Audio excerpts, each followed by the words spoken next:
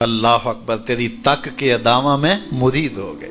اس بوڑھی عورت کا قصہ بھی آپ نہیں بھول سکتے، جو گھر کا سامان باندھ کے اپنے دروازے پہ بیٹھی ہوئی تھی، اور اس نے سنا تھا مکے میں ایک جادوگر آیا ہے، جسے ملتا ہے اس کا دین چھین لیتا ہے۔ کہیں ایسا نہ ہو کہ کہیں اس سے ملاقات ہو جائے اور وہ دین ہی میرا چھین لے، مجھے شہر چھوڑ دینا چاہیے۔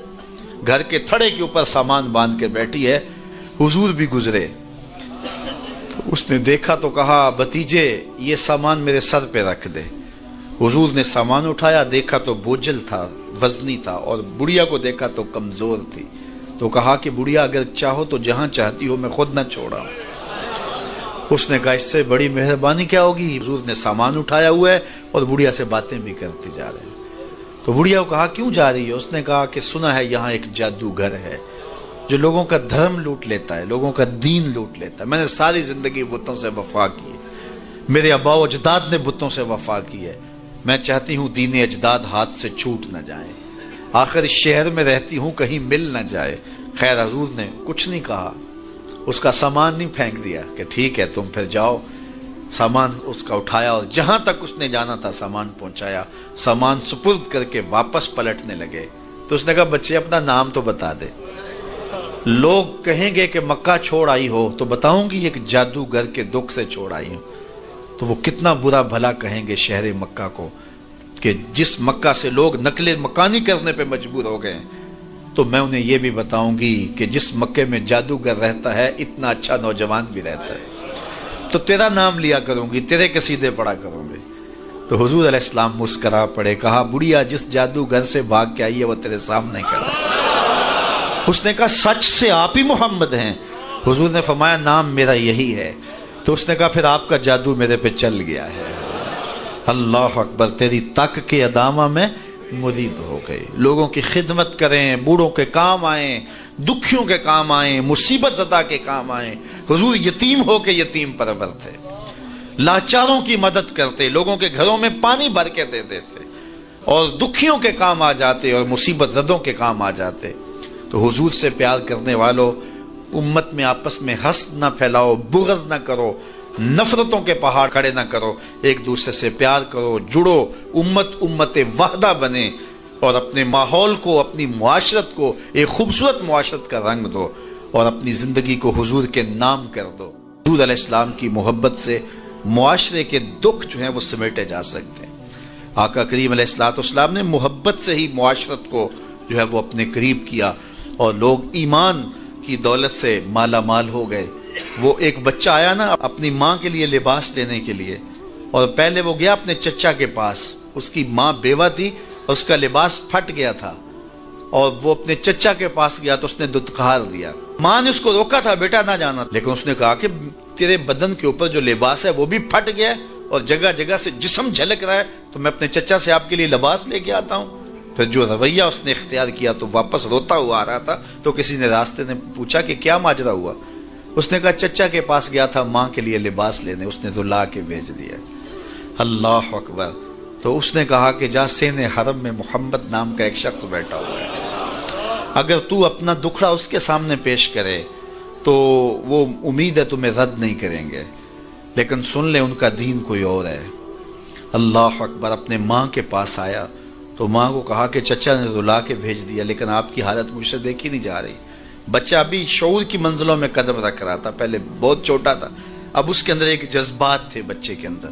تو ماں نے کہا کہ بیٹا نہیں ان کے پاس نہیں جانا، سنا ہے کہ جو ان سے ملے دین دھرم چھین لیتے ہیں اس کا۔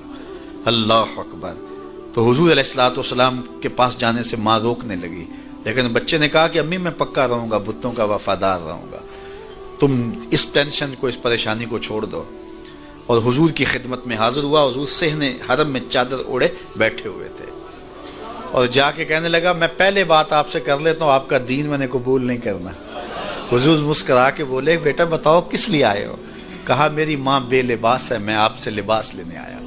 حضور نے چادر رحمت اتار کے اس کے کندھوں پہ ڈالی۔ اللہ اکبر۔ وہ واپس آ گیا اور ماں پر حضور کی چادر اڑائی۔ اللہ اکبر۔ اور ماں نے کہا کہ بیٹے اس نے اپنا دین تو نہیں تجھے دیا؟ کہا نہ میں نے پہلے کہہ دیا تھا تیرے دین نہیں مانوں گا۔ ماں کہنے لگی پتر اس کا دین ماننا چاہیے، یہ جس نے رحمت کی چادر ہمارے سر پہ تان دی۔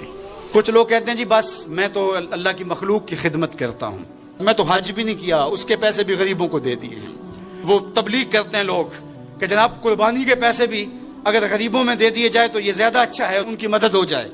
تو وہ اس خدمت خلق میں اتنا غلو کر جاتے ہیں کہ وہ اسلام کے شعار کا مذاق اڑانے لگ جاتے ہیں، اور جو عبادت والے ہیں انہیں ہمسائے کو دیکھنے کا موقع بھی نہیں ملتا۔ اور آپ جانتے ہیں کہ جب ایک بستی کو برباد کرنے کا حکم دیا گیا تو کہا کہ یہاں تو ایک شخص رہتا ہے جس کا سر سجدے سے اٹھتا ہی نہیں، کہا میرے بندوں کے اوپر قیامتیں ٹوٹیں اور ان کے اوپر ظلم اور جبر کے پہرے ہوں اور اس کے ماتھے پہ شکن نہیں آتا، اس کے سمیت ہی بستی کو لٹ کے رکھ دو۔ یار عبادت کرتے ہو لیکن ہمسایوں کا خیال بھی رکھو۔ میرے حضور علیہ الصلوۃ والسلام نے لعاب پھینکا نا تو صحابہ نے اپنے ہاتھوں پہ لے کے اپنے منہ پہ مل لیا۔ آپ نے عشق اور محبت کی لوک داستانیں بڑی سنی ہوں گی، لوگوں نے نہریں بھی کھودی، لوگوں نے محبوبوں کے لیے کیا کچھ نہیں کیا، لیکن آج تک آپ کو ایسا نہیں ملا ہوگا کسی محب نے محبوب کا لعاب بھی چاٹا ہو۔ کائنات میں یہ انوکھا باب ہے۔ تو حضور علیہ الصلوۃ والسلام نے فرمایا کہ تمہیں اس چیز پر کس نے ابھارا کہ میرا لعاب بھی اپنے چہروں پہ مل رہے ہو؟ انہوں نے کہا اللہ اور اس کے رسول کی محبت نے۔ تو میرے حضور نے اس کی نفی نہیں کی، لیکن ساتھ ہی فرمایا اگر کوئی چاہتا ہے کہ اللہ اس کے رسول سے محبت کرے اور اللہ اس کا رسول اس سے محبت کرے تو وہ ہمسایوں کے حقوق کا خیال رکھے۔ یعنی تمہارا یہ پہلو بھی، تم عاشق رسول بھی ہو لیکن ہمسایوں کا بھی تو خیال رکھو۔ تمہارے گھر پہ جھنڈا تو لگا ہے حضور کے میلاد کا، لیکن اگر ہمسایوں کے گھر میں اندھیرا ہے تو یار اپنے گھر میں اس سال اگر چراغاں نہیں کر سکے، غریب ہمسائے کا میٹر کٹ گیا اس کا بل دے دو، آمنہ کا لال زیادہ خوش ہوگا، میلاد والا رسول زیادہ خوش ہوگا۔ اس لیے دونوں پلڑے برابر رکھو، نہ تو عبادات کے زعم میں تم خدمت خلق کو اور ہمسایوں کے حقوق کو، رشتہ داروں کے حقوق کو بھول جاؤ، اور نہ یہ کہ تم خدمت خلق کے نام پہ عبادات کا مذاق اڑانے لگو۔ وَكَذَلِكَ جَعَلْنَاكُمْ أُمَّةً وَسَطًا۔ ادارت المصطفیٰ دونوں بازوؤں کے ساتھ اڑنے کی فکر رکھتا ہے، اور امت وسط کے مزاج کو لوگوں میں راسخ کرنا شروع ہوتا ہے۔ ظاہر ہے جب کبھی اس بازو پہ زور پڑے تو کبھی اس بازو پہ زور پڑے تو بازو جھکنے لگتے ہیں، تو میرا اللہ مدد کرتا ہے، نصرت دیتا ہے۔ تو کبھی ہمارے کسی بازو پہ فتویٰ بھی آ کے جو ہے وہ زور ڈالتا ہے، کبھی کسی فتوے کا میزائل لگتا ہے، لیکن ہم تو بلے شاہ کی بولی میں کہتے ہیں بلے آلو کی تینوں کافر کافر آکھن تو آہو آہو آکھ۔ ہمارا کام الجھنا تھوڑا ہے، ہم نے تو آگے بڑھتے ہی چلے جانا ہے، اور ہماری منزل تو مدینہ ہے، ہم نے تو اس کی طرف عازم سفر رہنا ہے۔ ادارت المصطفیٰ ایک فکر کا نام ہے، اور وہ فکر جو مدینے کی ضیاؤں سے پھوٹتی ہے، گنبد خضرا کے جمال کی روشنی ہے، اور وہ مصطفی نہیں ہو سکتا جس کے دونوں بازو میں سے ایک بازو شل ہو۔ حضور کی امت سے جس کو پیار نہیں ہے، حضور کی امت سے جس کو محبت نہیں ہے، حضور کی محبتوں کا کبھی بھی